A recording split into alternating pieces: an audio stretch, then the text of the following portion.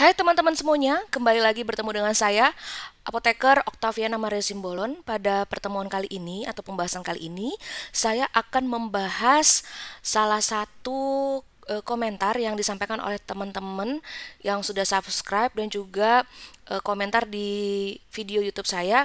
Dan pertama-tama saya mengucapkan terima kasih ya teman-teman sudah mau subscribe, sudah mau like, dan juga komentar di video saya mengenai pembahasan mengenai obat.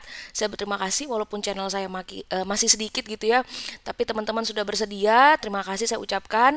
Ya doain semoga apa yang saya bagikan ini bisa bermanfaat bagi teman-teman semua.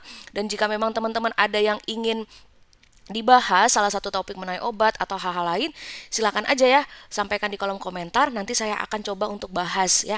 Salah satunya ini dari Mas atau Pak mungkin ya, ini Wirhamsyah Ar-Ramadan yang mempertanyakan tentang atau ingin membahas ya salah satu obat itu terkait dengan obat gangguan pencernaan. Pertanyaannya, pada kondisi bagaimana menggunakan obat antasida, obat antihistamin, H2 blocker maksudnya ini ya, dan PPI dan juga sukralfat. Nah, ini dia berkomentar di video saya mengenai perbedaan tramadol dan ibuprofen. Nah, di sini saya baru bisa bahas memang karena ini topiknya sangat luas sekali ya, dan juga sangat komprehensif, harus memerlukan pemahaman yang komprehensif. Tapi di sini saya izin dulu bahwa saya nggak bisa membahas sampai sukralfat ya. Jadi saya hanya membahas 3 golongan obat yang utama, yaitu golongan antasida, obat antihistamin, dan juga PPI ya. Nah, di sini saya akan coba bahas dengan judul yaitu bagaimana cara memilih dan membedakan obat lambung. Ini part 1 ya. Jadi pada kali ini saya hanya akan membahas apa aja sih contoh-contoh dari obat lambung ya. Apa aja contoh-contoh definisinya, mekanisme kerja dan indikasinya. Jadi saya batasin 4 dulu. Nanti di video berikutnya saya akan membahas bagaimana tentang mula kerjanya atau onset of actionnya, terus bagaimana kontraindikasinya, peringatannya, interaksi obatnya, efek samping, serta terkait dengan penggunaan pada ibu hamil dan menyusui. Jadi saya bagi ya teman-teman, dan juga bagaimana cara minum yang baik dan benar. Ini saya buat di part 1 dulu, nanti akan ada part 2 ataupun kalau misalnya ada lagi pembahasan ke part 3. Oke. Jadi ini saya batasin hanya 3 aja ya, yaitu antasida, ini paling sering kita dengar ya, istilahnya dengan nama obat dagangnya itu Milanta. Ini saya nggak disponsori ya teman-teman, hanya contoh aja supaya teman-teman langsung ingat. Terus ada juga golongan antagonis reseptor H2 dan juga penghambat pompa proton. Ya, ini jangan, bagi teman-teman yang mungkin bukan dari bidang medis, jangan merasa awam ya dengan bahasa-bahasa yang sedikit ilmiah seperti ini atau bahasa-bahasa obat gitu ya. Ya, ini sesuatu yang harus juga dipelajari. Oke. Jadi ini skupnya saya buat bagaimana baik teman-teman yang berada di bidang medis maupun yang masyarakat awam bisa memahami. Jadi saya buat dengan bahasa yang mudah dimengerti dan sesimpel mungkin. Baik, sekarang saya masuk ke contoh dulu ya. Jadi supaya teman-teman tuh ada bayangan ketika saya ngomong antasida itu seperti apa. Jadi antasida itu teman-teman, dia tuh ada 2 sediaan ya, dalam bentuk tablet dan juga dalam bentuk sirup. Nah, yang tadi contohnya Milanta itu kan itu sirup ya, kita bisa lihat dalam sebuah botol. Nah, di sini antasida itu punya zat aktif yaitu aluminium hidroksida 200 mg dan magnesium hidroksida 200 mg. Ini biasanya kandungan dari antasida. Adapun kandungan yang lain yaitu natrium bikarbonat, tapi ini udah sangat jarang digunakan. Nah, antasida ini karena kita bisa lihat berdasarkan logonya terkait dengan penggolongan obat, termasuk obat bebas. Artinya teman-teman bisa membeli di toko ataupun juga di apotik dan juga di swalayan gitu ya. Ini sangat mudah ditemukan. Oke, nah yang kedua saya membahas yang kedua adalah contoh dari antagonis reseptor H2 ya. Jadi ini yang biasa kita kenal, contohnya itu namanya simetidin 400 mg, ranitidin 150 mg, famotidin 20 mg, nizatidin 150 mg. Di antara 4 obat ini biasanya yang paling sering didengar itu ranitidin 150 mg. Dan untuk diketahui teman-teman bahwa antagonis reseptor H2 ini termasuk obat keras ya. Artinya dapat diperoleh hanya dengan resep dokter. Oke, berikutnya penghambat pompa proton ya. Jadi ini golongan yang ketiga, yaitu contohnya omeprazol 20 mg, esomeprazol 40 mg, lansoprazol 30 mg, pantoprazol 40 mg dan rabeprazol 20 mg. Nah, ini baik ranitidin maupun omeprazol ini maksudnya saya baik antagonis reseptor H2 maupun penghambat patoproton ini ada dalam sediaan oralnya maupun sediaan injeksi ya. Tadi saya lupa bahas. Kalau antasida ini hanya ada dalam dua sediaan, yaitu tablet dan juga sirup. Tapi kalau antagonis reseptor H2 dan juga penghambat pompa proton ini dalam obat-obat yang saya sebutkan tadi itu ada dalam bentuk sediaan injeksi. Nah, tapi yang ini saya paparkan ini dalam sediaan oral ya. Oke, nah dua obat ini termasuk dalam obat keras. Oke, jadi hanya dapat diperoleh dengan resep dari dokter. Oke, itu terkait contohnya dulu ya teman-teman. Jadi ketika dengar obat golongan antagonis reseptor H2, udah ingat oh itu contohnya ranitidin ya, belakangnya itu ciri khasnya tuh ada in-nya ya. Ranitidin, tidin itu biasanya itu ciri khasnya.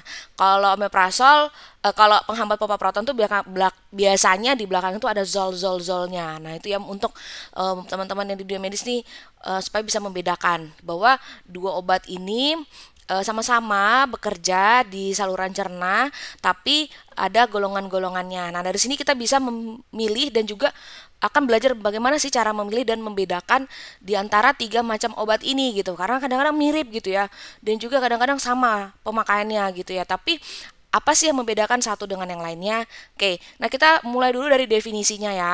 Oke. Definisi dari antasida, apa sih antasida itu gitu ya? Antasida itu sebenarnya adalah sebuah basa lemah yang bereaksi dengan asam hidroklorida lambung, sehingga fungsinya itu menetralkan asam lambung. Oke, jadi teman-teman waktu pelajaran SMA itu di mata pelajaran kimia kan tuh sudah ada pernah dijelasin ya sama guru kimia bahwa ketika basa dicampur asam menghasilkan garam dan air. Nah, di sini kita tahu bahwa lambung kita itu kan kondisinya asam ya. Nah, antasida ini berfungsi sebagai basa ya. Jadi dia bertindak sebagai basa yang akan bereaksi dengan asam. Sehingga basa plus asam maka akan menghasilkan ya air yang sifatnya netral ya. Itu jadi secara sederhana saya sampaikan seperti itu. Oke, ini adalah definisi dari antasida. Nah, yang kedua antagonis reseptor H2. Nah, jadi ini udah lebih spesifik lagi ya. Jadi ini sudah bicara tentang bagaimana kerja obat antagonis reseptor H2 di sel parietal. Jadi antagonis reseptor H2 ini adalah senyawa yang menghambat reseptor histamin H2. Jadi di lambung itu kan ada berbagai macam reseptor histamin ya. Nah, di lambung ada namanya sel parietal. Nah, pada sel parietal ini terdapat reseptor histamin H2 yang fungsinya untuk memproduksi asam lambung atau mensekresi asam lambung. Nah, di sini ranitidin ini dia menghambat reseptor histamin H2. Nanti akan saya jelaskan lebih jelas nanti di mekanisme kerja. Ini definisinya dulu. Oke, jadi ini teman-teman ya. Jadi kalau dibilang antagonis reseptor H2 artinya dia menghambat obat ini bekerja dengan menghambat pada reseptor H2 di sel parietal lambung. Oke. Nah, di sini bisa lihat kita dua perbedaan ini ya. Jadi kalau berdasarkan definisinya bahwa antasida itu lebih menetralkan, oke? Nah, kalau antagonis reseptor H2 itu mengurangi produksi atau sekresi. Nah, bagaimana dengan penghambat pompa proton? Kalau penghambat pompa proton itu sepertinya kayak bahasanya berat banget ya. Jadi intinya penghambat pompa proton ini adalah dia menghambat sistem enzim adenosin trifosfatase hidrogen kalium ya, yang namanya pompa proton ya. Kalau misalnya dibilang penghambat sistem enzim adenosin trifosfatase hidrogen kalium kan kayaknya berat banget ya. Jadi intinya menghambat ya pompa proton ini, sistem ini pada sel parietal, sama karena sel parietal ini kan dia fungsinya untuk mensekresi asam lambung. Nah, jadi dia ketika menghambat pompa proton, maka dia dalam hal ini akan menghambat sekresi asam lambung. Jadi teman-teman dari sini kita bisa membedakan. Jadi kalau misalnya antasida itu menetralkan. Nah, antagonis reseptor H2 itu mengurangi produksinya. Infonya sih bisa sampai lebih dari 90% dari total asam lambung. Kalau misalnya golongan penghambat pompa proton ini teman-teman, dia itu lebih lagi, dia bisa sampai 100%. Jadi dia totally menghambat sekresi dari asam lambung. Oke, jadi ini dari sini sudah pelan-pelan ya bisa membedakan perbedaan dari antasida, antagonis reseptor H2 dan penghambat pompa proton. Jadi ada yang cuma menetralkan, ada yang mengurangi produksi, ada yang benar-benar menghambat gitu ya, berarti totally menghambat sekresi dari asam lambung. Oke, nah ini supaya lebih jelas kita lanjut ke bagaimana mekanisme kerjanya. Nah, ini gambaran semuanya ya secara utuh. teman-teman bisa lihat ini anggaplah lambung kita ya. Nah, jadi di sini teman-teman saya akan lihatkan bagaimana perbedaan titik kerja ya dari antasida, terus perbedaannya dengan penghambat tadi antagonis reseptor H2 dengan penghambat pompa proton ya. Teman-teman bisa lihat sekilas dulu.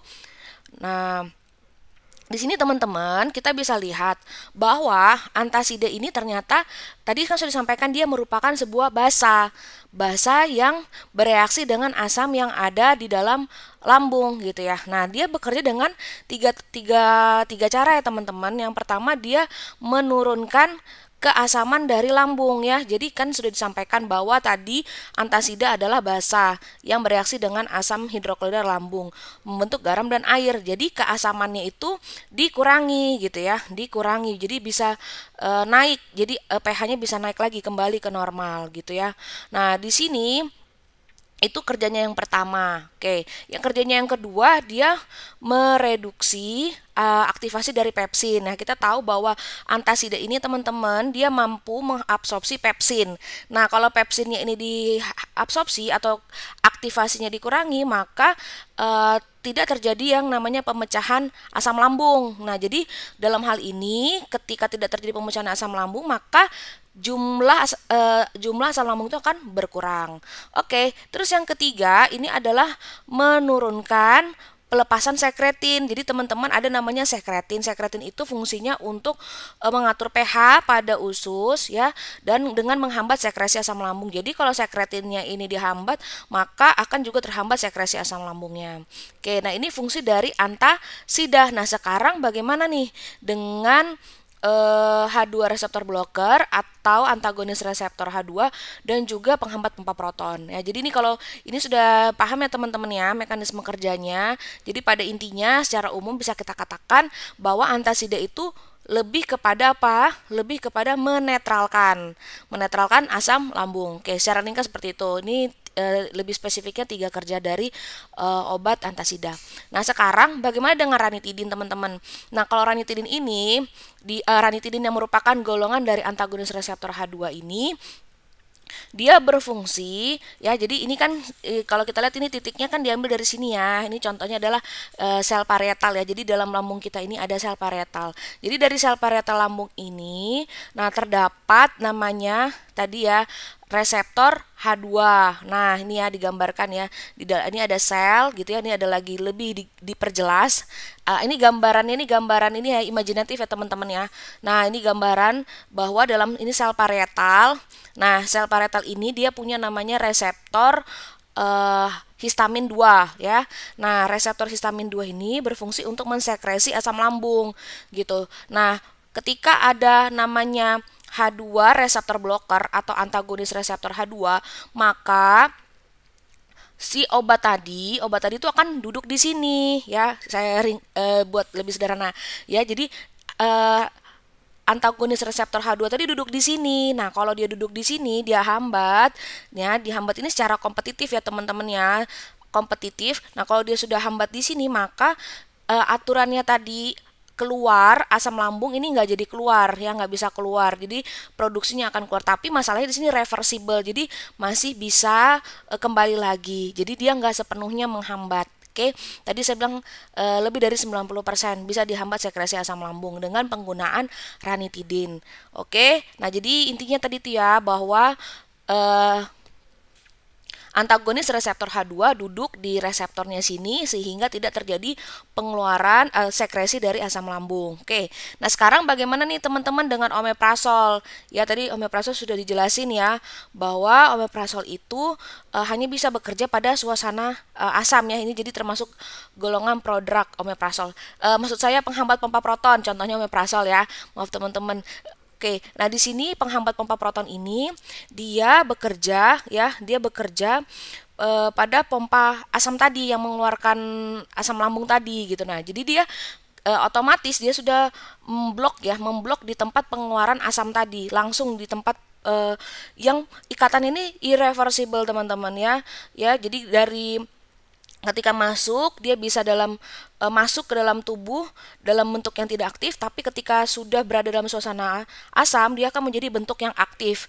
Nah, ketika bentuk aktif ini maka dia akan berikatan dengan pompa proton atau yang tadi kita dengar apa namanya ya, enzim adenosin trifosfatase hidrogen kalium ya, jadi atau pompa proton. Nah, ketika dia menghambat pompa proton ini maka akan terjadi penekanan sekresi asam lambung atau asam lambungnya itu sama sekali nggak bisa keluar ya. Oke, nah ini terjadi dua-duanya, jadi baik penghambat, baik antagonis reseptor H2 maupun yang penghambat pompa proton ini sama-sama terjadi di sel parietal.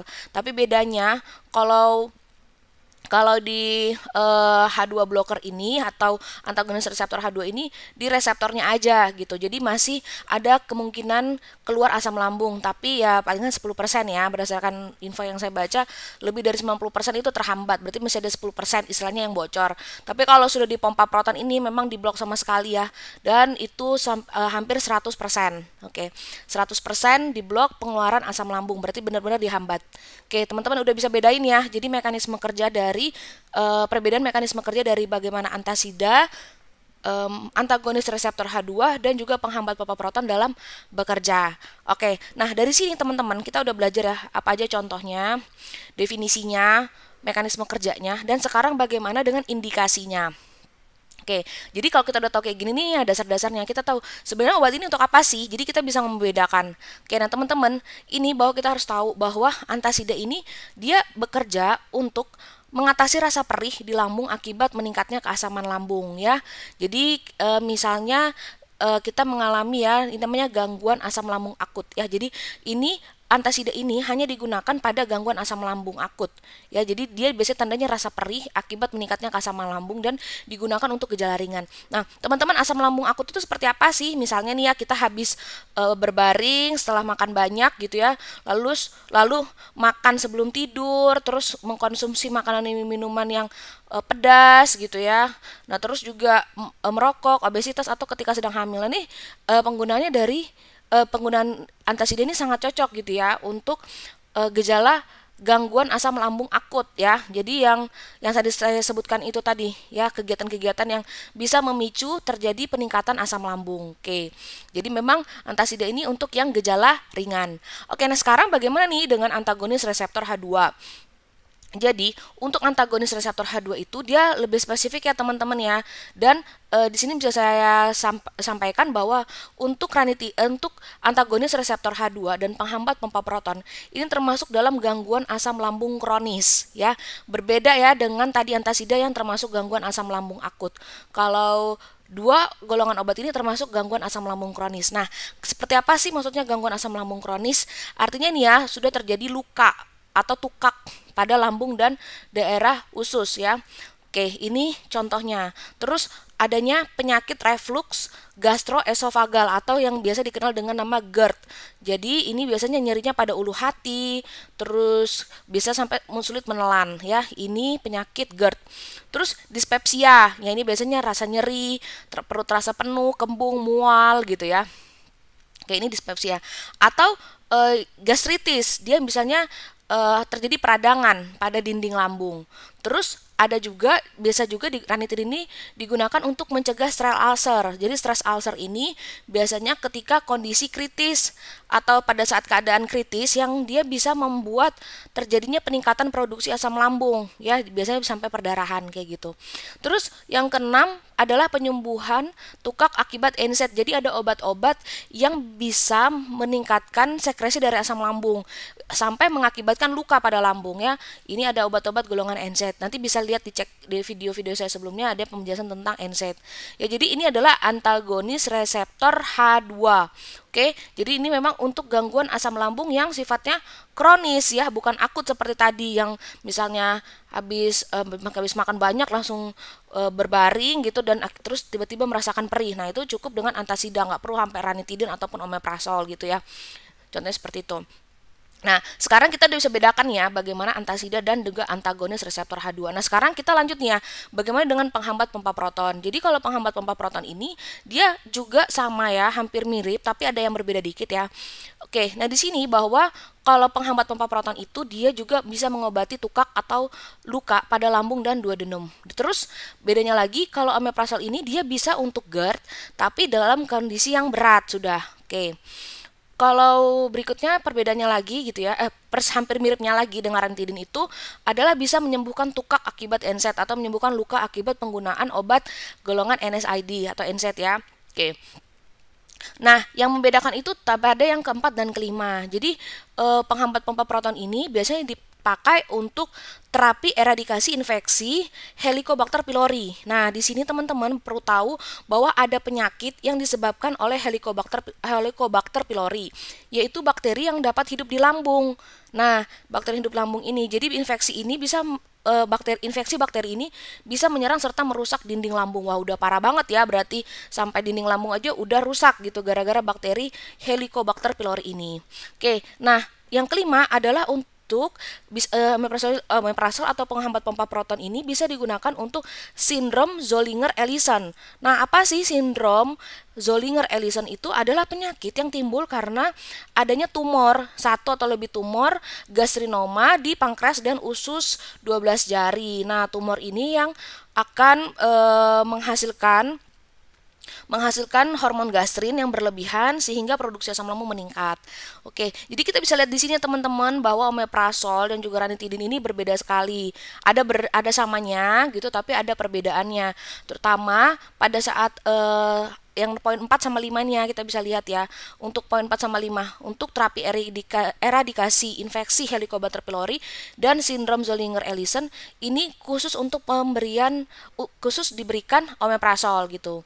Jadi kalau nanti diberikan antasida ataupun antagonis reseptor H2 ya pasti kurang bermanfaat ya gitu, kurang bermanfaat. Jadi disarankan memang ketika terdapat penyakit atau diagnosa seperti ini digunakan adalah golongan penghambat pompa proton. Oke, nah jadi di sini teman-teman menjawab pertanyaan teman tadi yang bagaimana kapan diminumnya, ya sebenarnya bicaranya tuh soal indikasinya gitu ya, indikasinya artinya kapan digunakan antasida, kapan digunakan antagonis reseptor H2 dan kapan penghambat pompa proton. Jadi intinya tadi yang teman-teman saya sampaikan bahwa pada ketika gangguan asam lambung akut, oke, jadi bisa digunakan golongan antasida. Tapi kalau sudah gangguan asam lambung kronis yang sampai ada lukanya gitu ya, sampai radang, sampai terjadi yang namanya perdarahan, infeksi bakteri gitu, terus ada sampai tumornya. Nah, itu berarti sudah masuk ke gangguan asam lambung kronis. Nah, digunakanlah golongan antagonis reseptor H2 dan penghambat pompa proton. Nah, jadi teman-teman,